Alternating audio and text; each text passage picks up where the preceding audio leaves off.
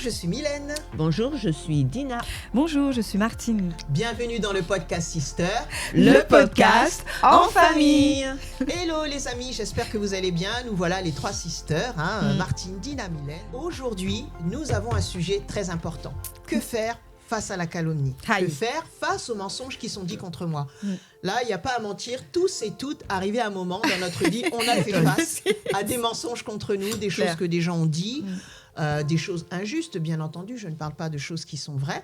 Ça va être le sujet aujourd'hui. Donc, avant de commencer avec mes deux sœurs, on fait partie de la même famille, j'aimerais vraiment vous encourager à vous abonner à notre chaîne, à nous suivre, et puis à nous laisser vos commentaires si vous le souhaitez. Et si un jour vous voulez filmer une petite vidéo avec nous, dites-nous. Peut-être que vous avez aussi un petit sujet intéressant. En tout cas, aujourd'hui, on va parler de ce sujet parce que c'est vrai que les réseaux sociaux, il se passe tellement de choses dessus, entre TikTok, Instagram, YouTube, etc. Il y a des bonnes choses, mais il y a des mauvaises choses. Parfois, une personne lance une rumeur, elle est la première à lancer une rumeur, et malheureusement, tout prend feu. Ou bien, vous êtes dans un groupe, que ce soit dans l'église, un groupe de louanges ou autre, une personne va dire quelque chose contre une autre, souvent c'est du mensonge, et malheureusement, cette personne va payer pendant des années. Vous savez, c'est comme ces rumeurs que l'on dit contre quelqu'un, on va écrire des mensonges sur un papier, vous avez déjà certainement entendu ce proverbe-là, vous écrivez des mensonges et puis vous déchirez le papier en 1000 morceaux et vous le faites voler aux quatre vents, et aller récupérer les morceaux, c'est aller restaurer et récupérer le mal que vous avez fait quand vous dites du mal de quelqu'un. C'est vraiment quelque chose de terrible et malheureusement, que ce soit professionnellement, mystériellement et même des fois dans le milieu familial, on vit des calomnies, des choses injustes qui sont dites contre nous. Donc Martine, Dina, qu'est-ce qu'on fait quand ça se passe? C'est vrai que c'est, quand tu dis, là, l'histoire de l'oreiller, c'est ça qu'on crève et que les plumes vont partout, et d'aller les ramasser partout. Ce qu'il faut dire en même temps, ce qu'il faut voir, c'est que notre combat, lorsqu'on est victime de rumeurs, de calomnies, c'est des choses qui sont aussi puissantes que ça. Derrière, c'est pas que... Moi, je vois le côté aussi, pas machiavélique, mais méchant et pervers de la calomnie. C'est que, déjà, la personne, elle n'est pas au courant, elle n'est pas là. Elle n'est pas là pour se justifier. C'est ça. Mais ça va au-delà de dire, je vais dire ça sur cette personne. Il y a ce côté qui est très mystérieux de détruire la personne par ce qui est dit, de prendre à témoin l'autre. En fait, tu prends un témoin des gens, puisque c'est soit une lettre anonyme, soit c'est tes leaders, tes référents, tes directeurs, tes directrices, tes chefs de service.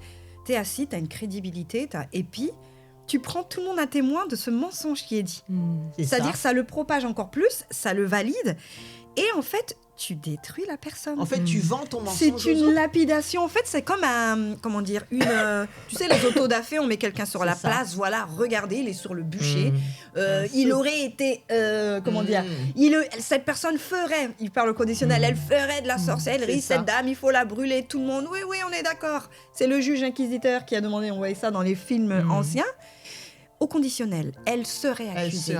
Il paraît, elle n'a pas de preuve. Et en fait, on brûle la personne, on la détruit. Et c'est une analogie qui est violente, ce que je viens de faire. Mais en fait, dans le fond, on sacrifie quelqu'un. C'est vrai, c'est tout à fait le mot. Quand c'est des mensonges, parce que la vérité, le sujet n'est pas quand c'est la vérité, on sacrifie quelqu'un, on veut lui faire du mal, on veut que les personnes qu'elles payent. C'est le but. Et là, ça donne une question sur le cœur, l'état de cœur de la personne qui fait ça. C'est vrai que ton histoire, que tu racontes, moi je me dis, mais dans quel but, dans quelle raison? Donc derrière un mensonge, il y a toujours une raison. Et tu viens très bien de la décrire.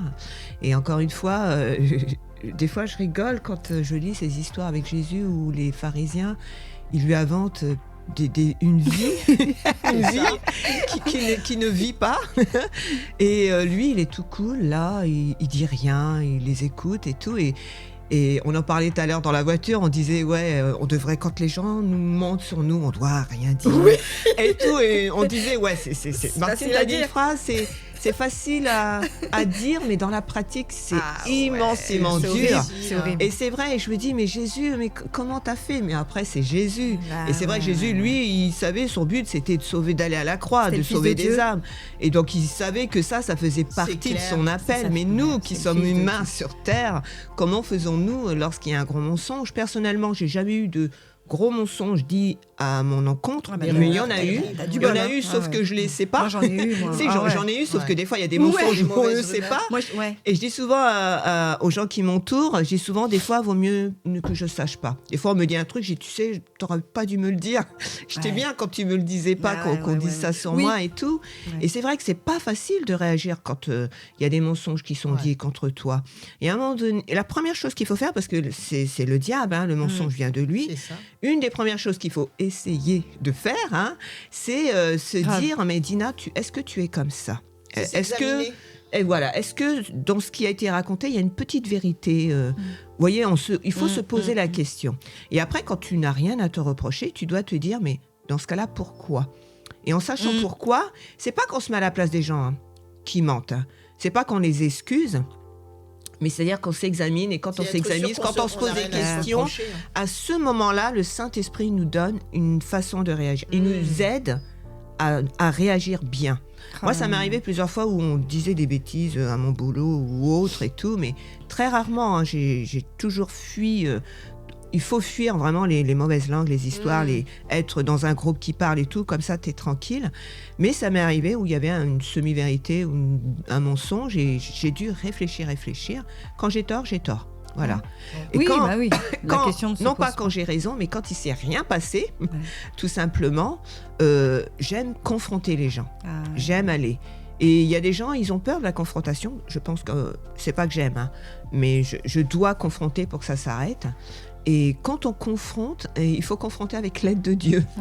Parce que moi, ça m'est arrivé de confronter sans Dieu et je me suis ramassée. Hein, voilà, et ça m'est même arrivé de défendre quelqu'un qui a été accusé d'un mensonge. J'ai dit, mais non, c'est faux et tout. Et à la fin, c'est moi qui en prenais. Et puis à un moment donné, j'ai dit, Dieu, j'aurais dû fermer ma bouche ou quoi ? Je dis, non. Je peux saisir un chien par les oreilles. Voilà. Du proverbe, absolument. En fait, tu te fais mordre. Et puis après, je dis, j'aurais dû me taire ou pas ? Je dis, non, ça reste. Tu dois rester comme tu es. Quand il y a un mensonge, tu dois dire non, c'est faux. Et quand on ment sur toi, la plupart du temps, c'est dur de se défendre. Parce que plus on se défend, plus on devient comme les gens en face de nous. Ouais, c'est clair. On peut être en colère, on peut être animé, etc. Donc là, moi, personnellement, quand il y a un mensonge contre moi, je réfléchis, je me dis, mince, qu'est-ce que j'ai fait ? Qu'est-ce qui s'est passé ? Et puis, à ce moment-là, le Saint-Esprit, il part dans mon cœur et j'ai pitié de la personne qui a... Je sais que l'année dernière, on m'avait, comme j'ai dit, on m'avait accusé que j'avais... Et puis que je dis, mais non, cette personne, attends, elle a de l'autorité sur moi, elle a du caractère, elle n'est pas influençable. Et puis qui suis-je ? Et je me dis, puis après, je rigole, je réfléchis, puis je rigole, je me dis, mais waouh, on me donne une telle importance, mais c'est incroyable, quoi. Et encore, tu réagis tout de suite comme ça, moi, pas tout de suite, quoi. Il faut du temps. Sur le coup, après, je t'avouerai quand même quelque chose, je vous avouerai. Après, j'y ai repensé. Vous savez, des fois, on réagit bien, mais cette pensée, cette histoire, c'est toujours là. Elle nous envahit et je commençais à me mettre en colère et tout ça, mais il y avait toujours la voix du Saint-Esprit qui me dit, comment es-tu en ce moment ? Tu es bien, tu es sorti d'une situation. Il m'a rappelé la situation, la bénédiction où j'étais bien et tout. Et c'est juste des personnes jaloux, énervées, voilà, qui ont envie de justifier aussi leur attitude quand j'étais quand je suis partie, il faut le dire. Clair. Et qui, voilà, donc je me dis, Seigneur, maintenant, c'est à eux de régler ce mensonge. Moi, je suis partie, je suis plus là. Et je vis ma life, tout simplement. Moi, je pense que c'est vrai que, comme on disait tout à l'heure, il y a 2 versets dans Proverbe qui dit « Réponds à l'insensé selon sa folie ». C'est-à-dire que des fois, il y a des gens, ils se comportent n'importe comment. Il faut faire le miroir, il faut leur renvoyer. Exactement. Sur l'instant T. Des fois, il faut.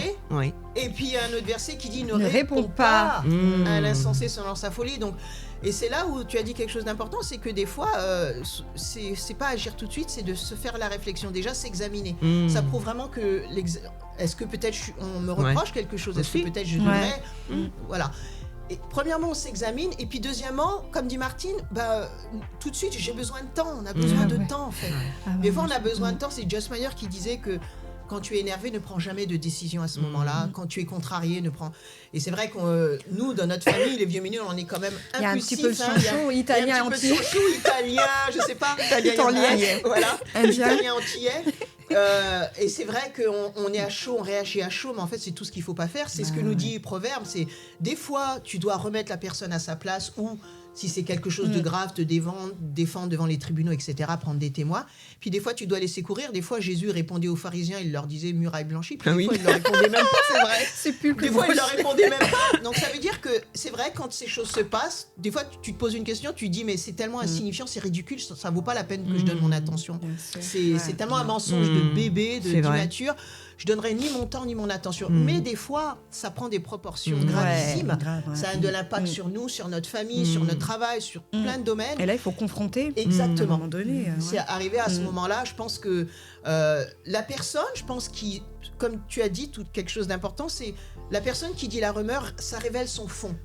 Si la personne elle a un bon fond, elle va accepter la confrontation. Effectivement, je t'ai reproché ça parce que ceci, cela. Mais si elle n'a pas un mauvais fond, si elle cherche à prendre des groupes, à les manipuler ou à faire des choses mauvaises pour détruire la personne, elle n'acceptera pas la confrontation. Et c'est là où on peut vraiment voir les mobiles de la personne. Donc c'est vrai que face au mensonge, face à l'injustice, on sent comme si... je sais pas, c'est vraiment une violence intérieure que l'on ressent. Et je me dis, c'est vrai, comme tu parlais de Jésus, il a dû des centaines de fois, parce que Jésus, en fait, ce qui s'est passé, c'est que la Bible, on ne s'en rend pas compte que quand on lit l'Ancien Testament, c'est la loi, très rigide, etc. Jésus arrive, il n'y a plus de loi. Jésus fait tout le contraire de la loi, donc c'est obligé qu'il soit critiqué. Les gens ne connaissent pas. Nous, on connaît Jésus, on ne connaît pas la loi, on n'a pas vécu sous la loi. Absolument. Ceux qui ont vécu que par la loi et sous la loi, quand Jésus arrive, on se dit, mais c'est pas possible, de quoi il parle. Jésus a eu vraiment beaucoup de calomnies, les rumeurs, beaucoup de rumeurs, beaucoup de choses... contre lui, et c'est vrai que parfois Jésus répondait, parfois il ne répondait pas, et je pense que Dieu est comme ça. Vous savez, des fois il se passe des choses injustes. On discutait tout à l'heure d'un sujet avec Martine, et c'était, on disait ça c'est injuste, et des fois je me dis, Seigneur, mais qu'est-ce que tu vas faire face à ça? Quand est-ce que tu vas agir? Est-ce que, Seigneur, ces choses elles se passent pas devant toi? Quand est-ce que tu vas juger, remettre ces choses? Et des fois, je pense que le jugement de Dieu n'est pas exercé comme nous on voudrait, comme nous on souhaiterait. Dans le temps, la temporalité n'est pas la même. Et nous, comme on est chrétiens, ça veut dire comme Christ, parfois il faut aussi avoir cette réflexion en disant, Seigneur, exerce ton jugement. Peut-être que ce ne sera pas maintenant cette personne. Alors bien sûr qu'il faut avoir la grâce, la miséricorde, c'est pas à chaque fois qu'on va demander à Dieu de juger, mais parfois les situations c'est tellement grave qu'on se dit, mais Seigneur, pourquoi tu montres pas la vérité? Tu vois bien tous ces mensonges contre moi. Mais je crois qu'il y a un temps où Dieu vraiment demandera des comptes. Peut-être une personne va détruire comme ça toute sa vie, elle va construire des choses qui vont détruire Pierre, Paul, Jacques, des foyers, des églises, des familles, etc. Et il va rien se passer pour elle. Mais un jour, elle va, parce qu'elle est dans un processus de séduction, de tromperie, elle vit comme ça, c'est son mécanisme. Donc est-ce qu'elle est vraiment née de nouveau? Est-ce qu'elle est vraiment chrétienne? Ça a posé la question, et ça la discrédite, et en même temps, c'est vrai que ça met un coup, quoi. C'est vrai qu'en nous écoutant, toutes les trois, et moi la première, hier encore, je me surprenais à donner des bons conseils à un ami dont la patronne a été calomniée. Je dis, mais tu sais, c'est une patronne, elle a de l'autorité, qu'elle se rabaisse pas à ses mensonges, à répondre, et tout ça, c'est facile. Et quand je raccrochais, je disais, mais c'est dur, parce que moi, je suis la première à répondre, confrontée direct. Moi, le mensonge, il arrive sous mon bureau à 8h, à 10h, je suis déjà en face de la personne qui a profané les... malheureusement, en fonction de notre caractère, tu supportes pas la justice. Surtout quand on sait qu'on est honnête, qu'on n'a rien fait. Mais en même temps, ce que je disais à cette personne dans le conseil, je dis, il faut que ta patronne ou cette personne qui a vécu cette calomnie, elle montre, pas qu'à elle, mais que la Bible dit, ne vous inquiétez pas, je gère les choses, vraiment à moi la vengeance, à moi la rétribution et compagnie. Mais ça montre notre hauteur aussi. Alors il y a la personne qui se dévoile, celle qui calomnie, qui ment à des foules, qui ment à des personnes, qui manipule. Telle personne m'a fait ça, vous savez, machin, et les personnes écoutent, ils sont indignés. On connaît, ça existe depuis la terre, c'est vendu. Il y a cette personne qui montre sa bassesse, sa hauteur, mais sa bassesse aussi. Et il y a toi en face, comment tu réagis. Et toi, on a aussi... cette grandeur et cette beauté de l'âme, on pourrait avoir cette posture autre de se dire, voilà, je réagis autrement, pas en miroir à ça. C'est-à-dire, je ne réagis pas par rapport à la violence qu'elle me renvoyer. Moi, je sais, j'ai déjà claqué une porte. Et 2 portes à des patronnes et des pasteurs. J'ai déjà fait parce que c'était tellement violent et ça me renvoyait tellement de violence qui était dit, d'injustice. Je dis, mais non, mais j'ai explosé comme Hulk en dedans de moi. Et je me disais, puis venant des personnes chrétiens ou pas, ou des personnes qui sont censées être posées, des personnes qui sont vraiment charnelles. Nous aider, surtout. Et j'ai explosé parce que c'était violent. C'est tellement violent quand tu es confronté à du mensonge. c'est dur. Je peux comprendre qu'on n'est pas toujours dans la Bible répondre à la sensée. C'est vrai, c'est écrit. Et puis des fois, quand je suis plus détachée, une rumeur incroyable, voilà, Martine dans le temps a été une sorcière ou une proxénète. Oh bah oui, ça a été dit de moi, mais je ris. C'est tellement loin de moi. Mais quand c'est proche de ce qu'on est, tu vois, par exemple, surtout quand c'est déformé. Bah c'est déformé. C'est quelqu'un. Voilà, on sait que Martine, on sait que je suis quelqu'un qui est très sensible et qui va pas me laisser faire, mais que je suis pas tout le temps en train de me battre. C'est faux. Et ben le mensonge, il va être oui, elle a encore fait ça, elle a encore dit, mais non, je suis juste quelqu'un qui n'aime pas l'injustice, surtout vis-à-vis de l'autre. Moi, je la tolère un peu moins de l'autre. Et ça va faire que, en fait, le mensonge, quand il est proche de ça, quand il navigue là-dessus et que ça reprend tout le monde, c'est violent, franchement. Ça fait du mal, ça fait mal, et t'as envie de... t'as envie de régler ça, voilà quoi. Vraiment d'être. On n'a pas envie de se laisser faire et parce qu'en fait c'est vrai que ça nous fait violence parce que nous on ne ferait pas ça aux autres et t'as envie de pleurer, c'est pas la vérité en plus. Il y a un verset qu'on a dit tout à l'heure, je sais pas si tu peux lire Dina, qui est intéressant. Parce qu'en fait, le proverbe, c'est tout simplement le livre de la sagesse et il nous enseigne tellement de choses sur des fois comment on doit réagir, même si c'est pas toujours évident. D'accord. Et vas-y, lis. Alors, c'est le proverbe 18-17, la version Louis II, qui dit « Le premier qui parle dans sa cause paraît juste. Vient sa partie adverse et on l'examine. » Alors ça veut dire que souvent, donc ce serait quoi le... en fin de compte, ça veut dire que l'importance d'écouter les deux côtés, c'est important d'écouter les deux côtés d'une histoire avant de tirer conclusion de quoi que ce soit. Et puis, dans ça, Dieu il nous donne vraiment la sagesse et le discernement pour savoir répondre vraiment à ce genre de calomnie. Hein. Franchement, je t'avoue que c'est pour ça que le discernement, franchement, et la sagesse, c'est pour ça que Dieu nous demande de lui demander la sagesse. Parce que ça Jésus nous protège. A dit, demandez ça protège la victime. Absolument. Parce que quand tu aboies comme ça, j'ai pas fait, des fois, ça se retourne encore pire contre toi. Moi, ça m'arrive. Consume, en fait, t'es blessé. Et tu passes, ça prouve, regardez comment elle est, elle s'énerve et tout. Quoi. Des fois, quand j'ai pas qu'à faire au mensonge, mais quand il y a une situation, la première chose, me connaissant, comme tu as décrit nos caractères, la première chose que je dis souvent, Seigneur, mets une garde à ma bouche. C'est-à-dire, protège-moi parce que tu me connais, hein, tu Moi, sais, je vais pas me laisser faire et tout ça et tout. Et puis, à un moment donné, quand j'ai affaire à cette situation, ça se passe superment bien. Puis je dis, j'ai changé et tout, mais quelque part, j'ai juste prié, Seigneur, aide-moi dans ce moment de calomnie, de mensonge. Franchement, je vous avoue et je vous assure que... Mais c'est pas moi, c'est Dieu qui m'a aidé parce que j'avais besoin de mettre une garde à ma bouche. J'ai dit ce qu'il fallait, mais ce qu'il fallait pas dire, ça n'a pas été dit parce que j'ai demandé à Dieu. C'est pour ça que face au mensonge, il nous faut, ceux qui subissent ce mensonge, comme Jésus, il nous faut vraiment la sagesse, la calomnie, et du discernement, de savoir... Parce que c'est vrai que le mensonge, je trouve que même le mot mensonge, il atténue. Quand on parle des conséquences que ça peut avoir, calomnie, ça peut détruire jusqu'à la fin de la vie. Hein, le pauvre monsieur, là, scandale en France, là, qui a violé une petite fille et tout, puis finalement, soi-disant, c'était pas lui. Toute la vie, on l'appelle le violeur de la petite fille de 12 ans. Il y en a certains même il avait rien fait à leur vie, bien sûr. Il avait rien fait du tout. Et ce genre de choses, c'est pour ça la posture que notre posture.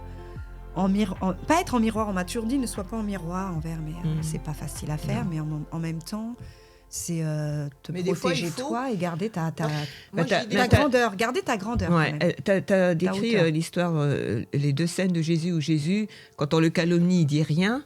Et puis, à un moment donné, il reprend les gens avec fermeté, en les reprenant, fermeté, tombeau blanchi, je sais plus quoi. Des fois, Dieu, il permet qu'on s'énerve face au mensonge, je crois. Tant qu'il n'y a pas la haine qui grandit. C'est une émotion qui vient de Dieu, mais il faut la maîtriser. Tant qu'il permet aussi qu'on dise rien devant le... Donc, je pense que des fois, il nous faut répondre, peut-être à un niveau de violence selon Dieu. Et après, les gens, ils mesurent la violence comme ils veulent, hein, nous, voilà.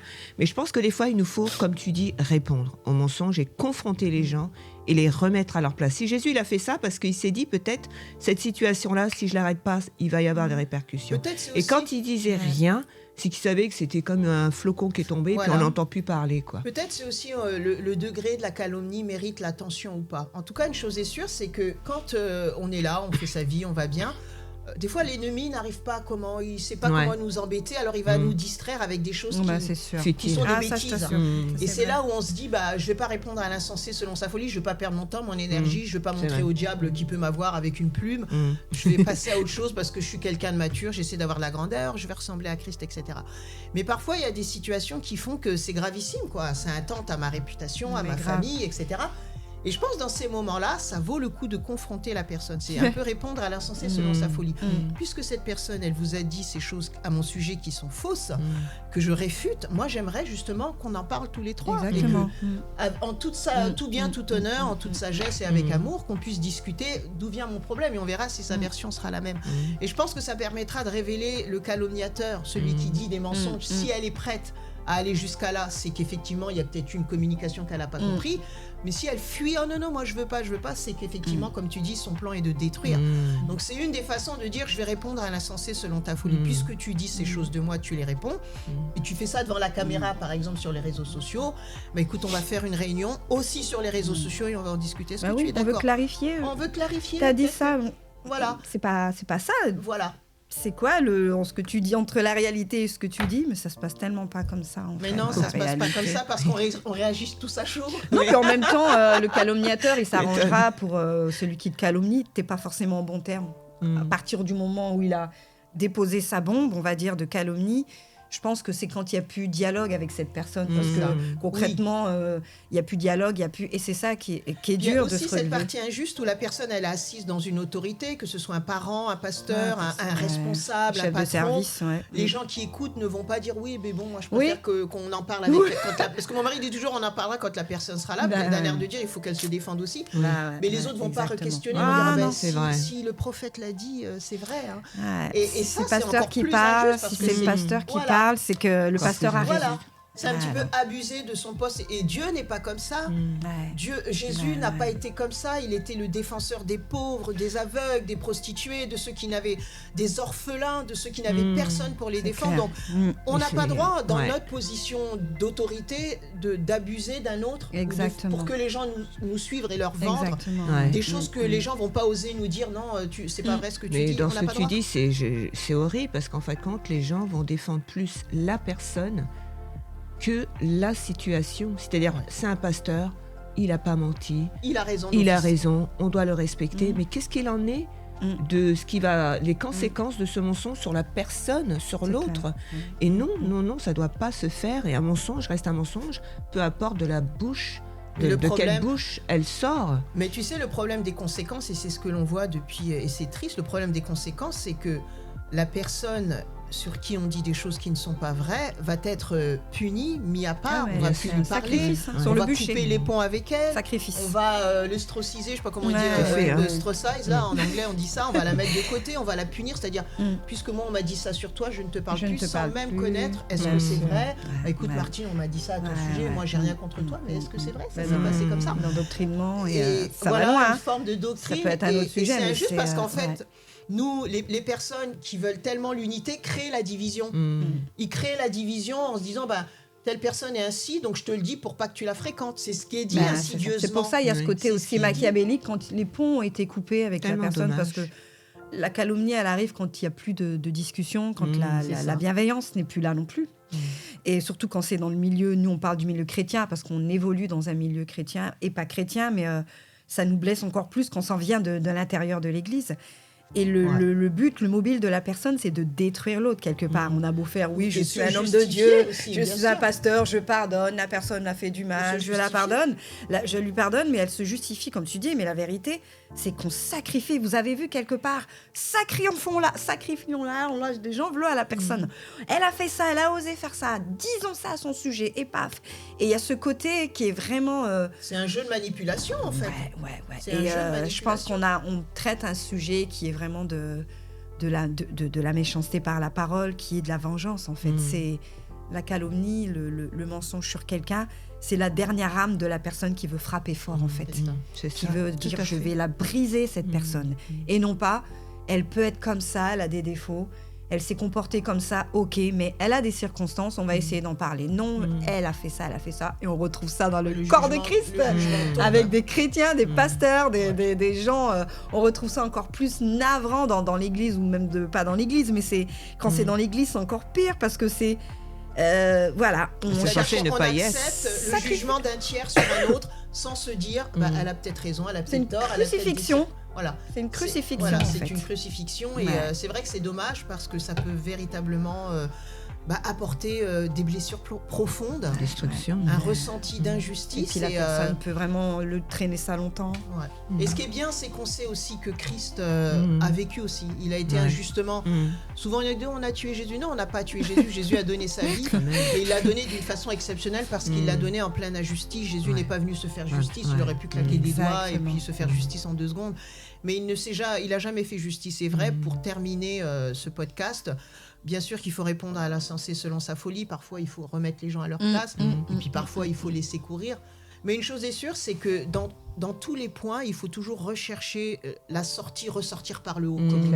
Essayer de ressortir par le haut. Dans le sens où, la hauteur. Voilà. Garder de la hauteur en disant, Seigneur, arrivé à un moment, on n'arrive pas à résoudre ce problème, je te laisse être ma justice. Amen. Je te laisse être celui qui va me justifier. Peut-être pas aujourd'hui, peut-être que la personne à qui on a menti se rendra compte, mais tu vois ce qui s'est passé, ce qu'on m'a dit sur un tel, finalement, c'était faux. Et c'est ça que Dieu est capable de faire aussi. C'est pour ça que parfois, il faut vraiment... C'est pas toujours facile, c'est plus facile à dire qu'à faire. Un dur travail. Mais c'est pas se battre des années, se battre. Voilà. À un moment donné. Arrivé au moment, je pense qu'il faut lâcher et vraiment demander au Seigneur, moi, je veux plus me fatiguer avec cette situation, soit ma justice. Et Dieu le fera, parce que Dieu est un Dieu de justice. Et Dieu que c'est nous qui souffrons en ruminant. C'est ça. En ruminant, on se fait du mal. Oui, notre santé, absolument. elle en prend un coup. Et puis nos cœurs changent. Notre cœur change.